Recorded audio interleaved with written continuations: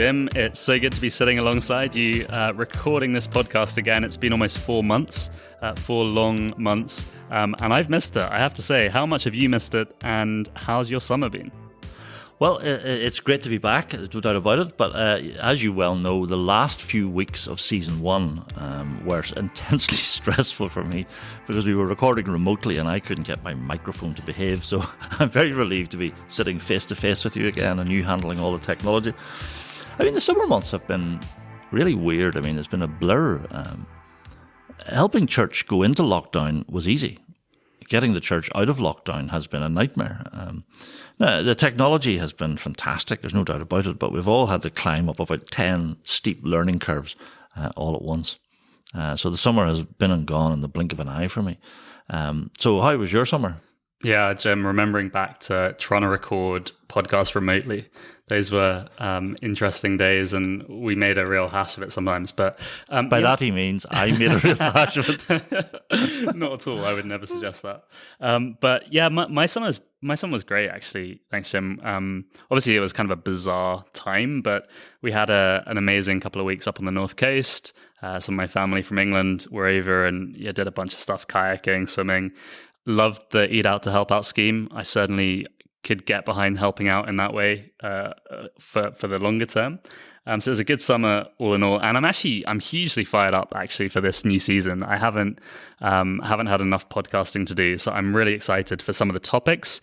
Let's just list a few off here. We're thinking of covering stuff like New Age spirituality, transhumanism, Islam, deconversion, Jordan Peterson, the end of the West, and the future of evangelicalism. So we're covering quite a lot of ground there. And here's a little preview of what's to come. Across the world, the coronavirus pandemic has now killed more than 10,000 people. And now to the latest on the coronavirus. The United States is reporting the highest number of deaths in a single day. Over the last 10 years, sea levels have risen at an alarming rate. Biodiversity is reportedly declining faster than that of any time in human history. I would say it's the biggest threat to the church today. It's the biggest threat to Christians today is the New Age movement. You have 27% of the American population who identify as spiritual but not religious. All the ways that I had defined faith and Christianity, that I was no longer choosing to live according to those. I have great relationship with God. I have great relationship with the evangelicals. It's sad to see that people are disenchanted and nihilistic and depressed and anxious and aimless and perverse and vengeful and all of those things. It's terrible. The billionaire Elon Musk has been outlining his latest venture. It's called Neuralink, and it explores ways to connect the human brain to computers. Islam is the fastest growing religion in the UK. New analysis of census figures even suggests that it could become the country's dominant religion in as little as 10 years' time.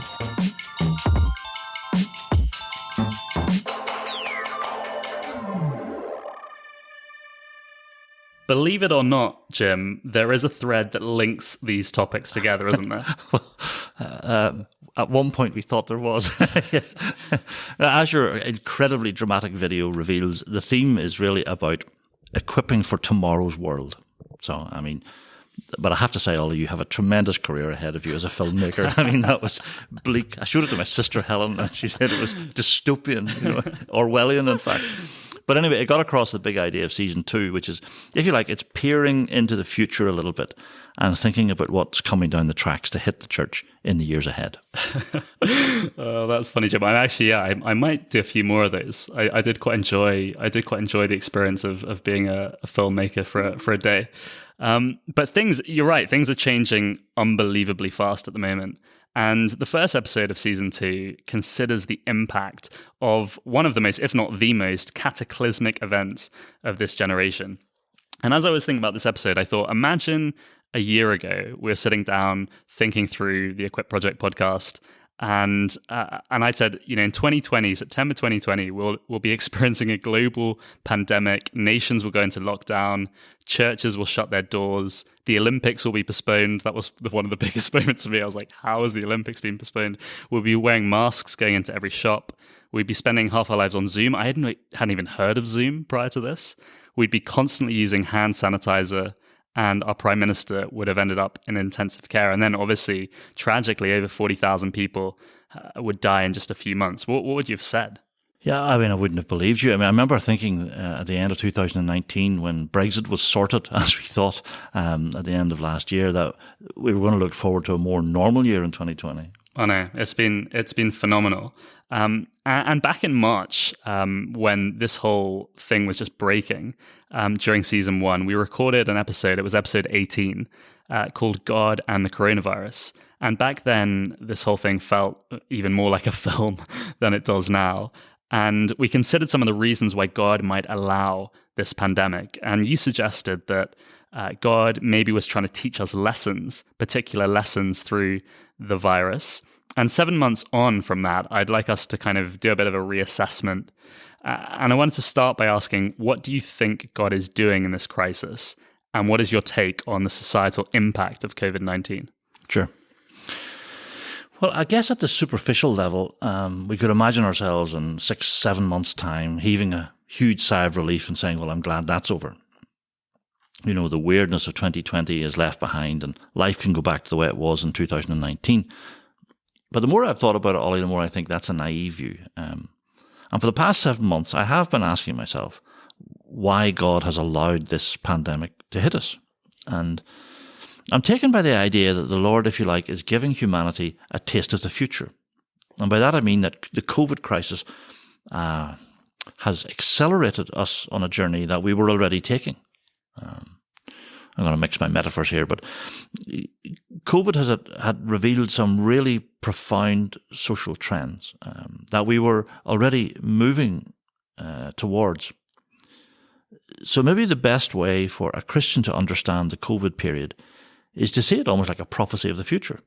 Now, I'm sounding a bit like a prophet of doom here, but I'm afraid that it is a pretty grim future. So let me explain what I mean. I mean, during the COVID crisis, 4 big things changed in our daily lives. So firstly, most of our daily experience went online. Secondly, our interactions with other people were mediated through technology. And when we did meet up with people, thirdly, social distancing was enforced. And underlying the whole crisis was this idea that the state, the government, could dictate how we live our daily lives. And that idea has been normalized. Yeah, I think those kind of 4 things are really significant. And the argument is that these 4 things, what you're saying is these 4 things were happening anyway, but in effect, COVID has accelerated the pace of change. Yes, and has made them much more visible to us, I think. So the 4 features of COVID life, I think were coming into our lives anyway. And it's just accelerated the pace at which those trends have altered our lives. So let me just think about the first one for a moment. This fact that more of our daily experience has gone online. I happen to be looking at the share price of companies like Amazon and Netflix and Google and Apple. I mean, Apple is now worth $2 trillion. Now, remember, the entire UK economy is only worth $3 trillion. But here's the amazing statistic. It took Apple 42 years to reach $1 trillion in value. But they went from 1 trillion to 2 trillion in 21 weeks, while the rest of the global economy tanked. You'll know or heard of Jeff Bezos, the founder of Amazon. He made $13 billion in one day in July of this year. Now, here's the point. Markets aren't stupid. So, well, usually they're not stupid. It's obvious that the move to online transactions is here to stay. I mean, cash is gone. In a while, most supermarkets will be dark warehouses because everything is home delivered. Companies like Deliveroo will explode in value over the next few years as ready-made meals are replaced by hot food delivered to the door. And the point I'm trying to make here is that a great deal of the normal human interactions of daily life will now be redundant. So in 2019, I did my weekly shop in Marks and Spencer's. I occasionally bumped into friends. I got to know some of the staff. I browsed through bookshops and had a friendly conversation with the shop owner. When I worked in London, I used public transport, and that gave me a whole range of unexpected encounters with real people in the real world. You know, those, little moments of serendipity when you meet an old acquaintance or you have an interesting interaction with a stranger. That's all gone because human contact has been replaced by tapping a smartphone or sitting in front of a computer screen. Do you see what I'm trying to say here? Yeah, absolutely. COVID has made that change really visible, but it was happening anyway. And it seems to me that the pandemic is holding up a vision of the future and saying, hello, everybody, this is where life is heading. Yeah, no, I totally I totally see what you're saying. I mean, 2019, shopping in a supermarket in 2019 seems like another world, doesn't it, really, from where we are now? But I guess to push back ever so slightly, you could argue potentially that that's quite an exciting view of the future in some respects. So, you could argue, well, actually, we can work in more flexible ways now. You think of the number of people working from home. You can attend a Zoom meeting and go straight, into your kitchen for dinner. You can attend the Zoom meeting in your living room and then straight to the dinner table. You can have time to go to the gym before starting work. You can have, as you mentioned, pretty much anything you like delivered to your front door by the next day. And someone might argue, surely those changes just free up time for you to do more of the things you love doing. Yeah, I mean, it's a very good pushback. As I was listening to myself speak, I mean, I know I sound like a Luddite bemoaning the invention of the spinning loom. But here, there is a problem, Ollie. You see, you can always make the case for a more efficient way to transact life. It's easier to buy the ingredients of a birthday cake. Wow, here we go with cakes again. But anyway.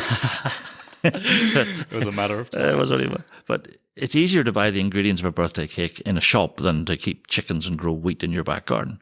Okay, so that's one step. And then you say, wait a minute. It's easier to buy a birthday cake from Marks and Spencer's than to make one ourselves. And then you take another step. You say it's easier to book a birthday party in McDonald's because they provide the whole experience and throw the cake in for free. You see, you can always make the case for efficiency, but at some point you lose something important about living. Somebody once summarized the history of the Western world by saying that we spend money on time-saving devices so that we can spend more money on time-wasting devices. And my worry is that what you call the stuff that we love doing is increasingly all about time wasting. Now, I know that that's not always true, but it's interesting. It's no surprise that Netflix and Amazon have had a fantastic run on the stock market throughout the crisis. So if we were freeing up time to do physically social and useful things, my point would fall. I agree. But the reality is that we're using the extra time to look at screens. Yeah, I do think that's accurate, Jim. I think that's very fair. And the fact is, actually, we've freed up time to almost spend more time in our own little bubbles. People, one thing I think is extraordinary, people don't even leave their homes to go to the cinema anymore because they have thousands and thousands of TV shows and movies available to them. With HD quality, that's right. Yeah, right in their own living rooms. I think that's a big problem. We're becoming more and more isolated. And the second big change you mentioned is actually closely connected to this point, because you said that interactions with other people are now mediated through technology. Could you just expand a bit on that?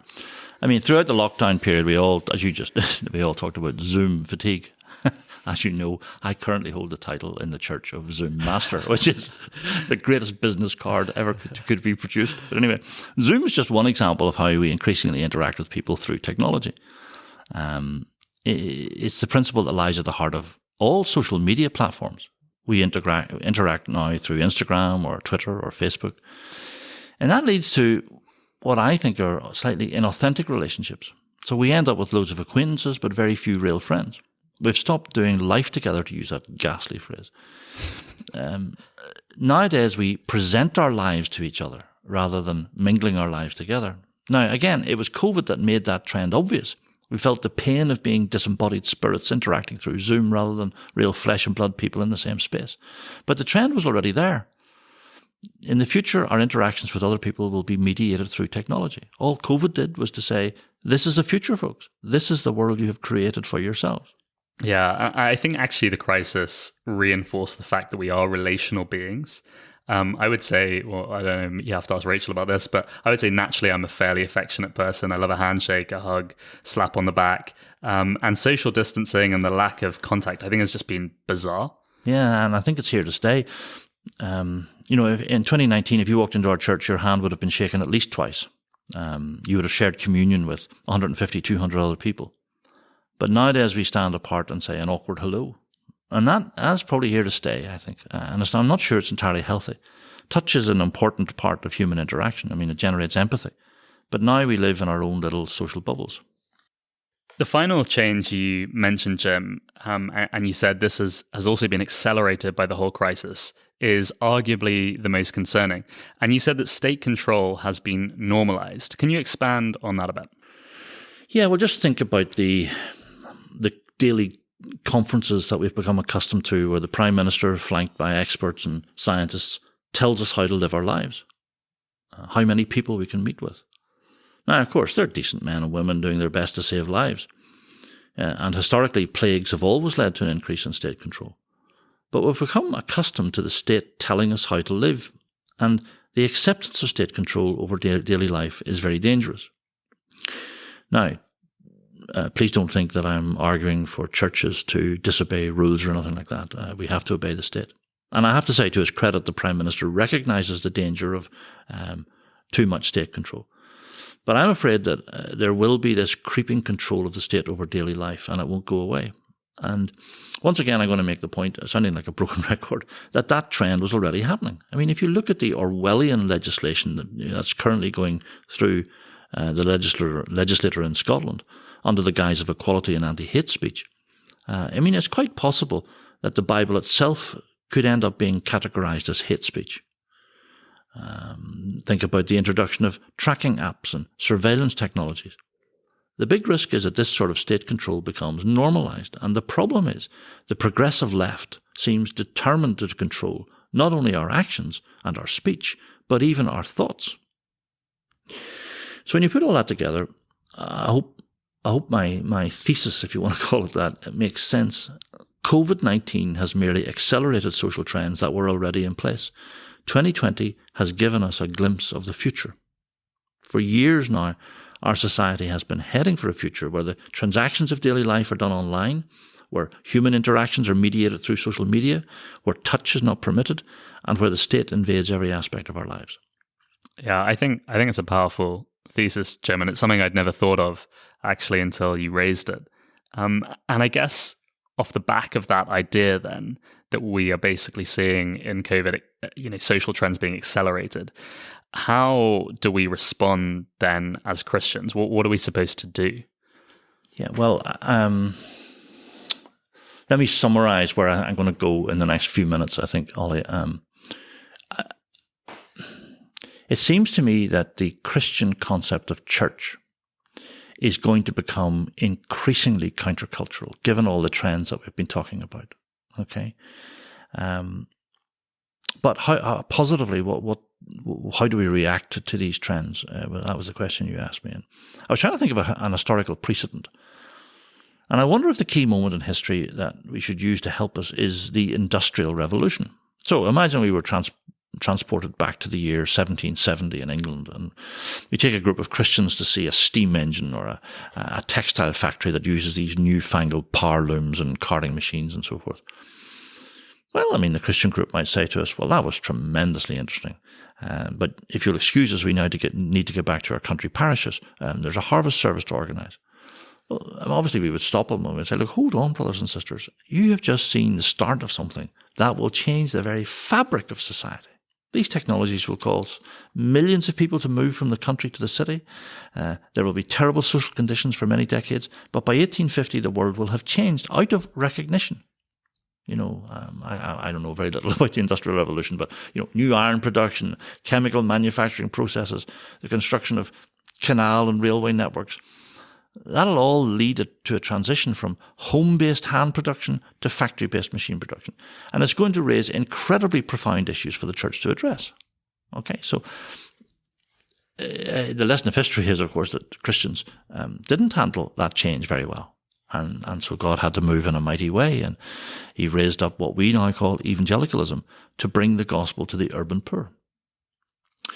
So I really don't think we should think about COVID as a year-long nightmare that we will wake up from in the spring of 2021.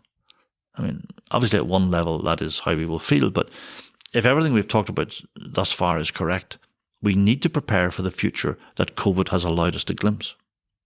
Okay, now these, as I say, are really deep questions. How does the church prepare for a world where authentic bodily human interaction becomes increasingly rare? How does a Christian community function in a society where people prefer to interact with software algorithms rather than real people? How can we bring the gospel to people who hide behind their Instagram image? How do we live in a society where the state seeks to control what we say and believe?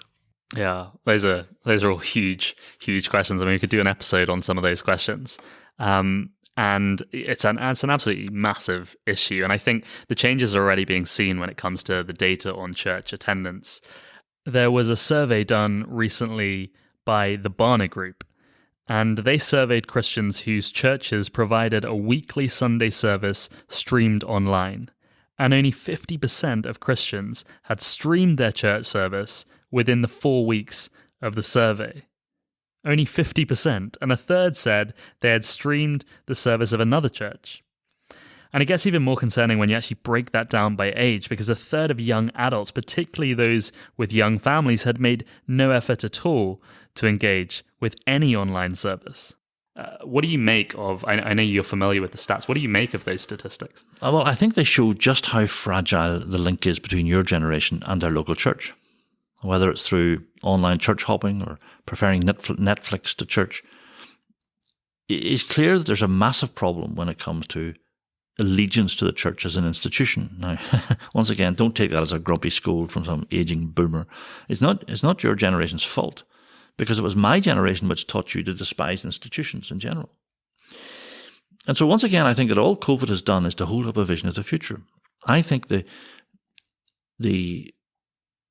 there's a huge risk that the thing we know as church will get lost in the years ahead. Authentic church community, forged over years of loyal service, it's been replaced by consumers selecting the digital content that best suits their mood. Church has become like Netflix. And I think what that does to the biblical concept of a local church, a body of believers who love and care for each other, who work hard together in the cause of the gospel. When you get a Bible teacher and a technical team broadcasting a show to online consumers, where is something like the priesthood of all believers? Yeah, I think that's powerful, Jim. And one passage of scripture I've heard you quote a lot during this period is Hebrews chapter 10 and verses 24 and 25. Let me just read it. It says, "Let us consider how we may spur one another on toward love and good deeds, not giving up meeting together as some are in the habit of doing, but encouraging one another, and all the more as you see the day approaching." You would see this passage as really critical, wouldn't you? I do. And the older translations translate that key phrase more poetically. The translation that we have here says, do not give up meeting together. But the old translations say, do not forsake the assembly. And that quaint language is helpful because the original Greek word has a deeper meaning than the mere, please turn up every Sunday. The idea in the verse is not to abandon God's family, not to forsake them. Now, this is the core of the issue in this whole episode, I think, Ollie. A large number of professing Christians will forsake the church. They will abandon it in favour of some soupy, privatised spirituality. They know that phrase. I think we have an episode coming up on that. I'm spiritual, but I'm not religious. I have no allegiance to an institution. I would say that's like super fashionable now as well. Yes, but the consequences are terrible. If a child or a teenager watches its mum or dad turn up at church every 2 or 3 weeks, then it almost certainly won't bother to turn up at all when it reaches 18. So the decisions you take could have eternal consequences for your children, but also for yourself. I am sitting here feeling guilty, Ollie, because I've not exactly been positive about the future. But I can turn it around by saying what I'm really hoping people will grasp as they realise how increasingly countercultural the Christian worldview is going to become. I want people to grasp the vision, the Bible's vision of what church is and what it can be. The story is told of a church member in a little church in Scotland who just gave up going to church. He hadn't had a row with anyone. He just gave up, preferring to stay at home. And one evening the man got a visit from his church minister, and he steeled himself for a lecture. It was a cold night, and so the two of them sat on either side of a big coal fire, and the minister didn't say a word. But after a while, he took a pair of tongs from the hearth, and he picked a burning coal out of the fire, and he let it rest on the hearth. The coal was so hot that it was bright orange. But the two men just sat there looking at this coal. And gradually, because it was on its own, the bright orange became a dull yellow, and eventually the colour turned to the grey of a burned-out cinder. And the man got the message, and he nodded. "I'll see you in Sunday, Vicar," he said. Yeah, I think that's a real kind of mic drop moment, I was saying, Jim. And I think, I hear what you're saying. In some ways, there are things to be concerned about, and we're not trying to guilt trip people into going back to church, but we're saying actually, the negative impacts of something like coronavirus can be countered by us investing in church life, in church community, and in church family. And I think is that essentially what you're saying? It is, yes. I think that one of the greatest witnesses to our culture increasingly is going to be the very idea of a church. I think it's really significant. It will be, if what you're saying does come true, that these things are giving us a taste of what is to be people sitting at home in their own little bubbles, ordering Deliveroo, watching Netflix, totally tucked away, consuming church as kind of a product, well, then actually going to church, investing in that community, being brothers and sisters with people of just different generations, that's going to look so different to the world around us. Exactly. And of course, the Lord said that in the upper room, didn't he? If we love each one another, then people will know that we are His disciples. That is the hallmark. But just to think positively about, is there anything good that has come out of this crisis? And one thing has, I think, or potentially has, our elders' meetings at the moment are entirely dominated by technology conversations, and we've decided to get full fibre broadband into the church, and we're upgrading the video cameras and mixing desks. And the reason we're doing that is because the COVID crisis has alerted us to an interesting opportunity, and that is related to evangelism. Okay? Now, you see, it's incredibly difficult to get non-Christians into a church building these days. But persuading someone to click on a link and watch a live event online is much easier task. The entry barrier is lower. I don't mean some generic broadcast service, I'm talking about church members issuing personal invites in the course of conversations in work and in sports clubs and so on. And then the online event will seek to persuade non-Christians to turn up and come into the building. So I think that perhaps integrating evangelism into people's digital lives is an interesting and positive opportunity. Definitely. And I think there are lots of opportunities to engage a much wider range of people, potentially, than we could previously reach. And as I thought about that, I thought one of the great challenges then is how do we move people from kind of link clickers and build personal relationships with them.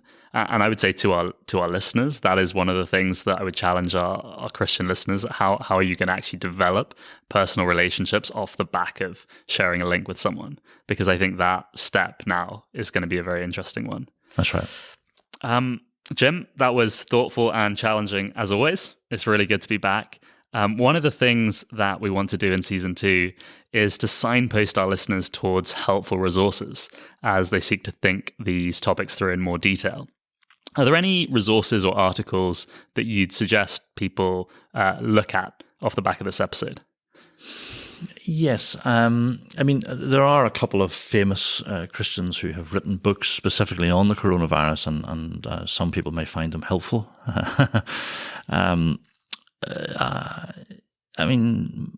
terms of the conversation we have just had, I would suggest a couple of things. First of all, the Barna statistics that you mentioned, I think they're well worth a look. They're chilling. You can find them at barna.com. But when I was thinking about the underlying issue that we have danced around in this whole conversation, the need to reclaim the Bible's grand vision of the Christian church. I remember a brilliant book. I reread it recently. It's a collection of John Stott's messages taken that he gave over the years in the Keswick Convention, and there's a set of them which are about his messages on the church. So he has some sermons on what he calls God's new society, and then he's another set of talks that he gave on the church, I think from Ephesians.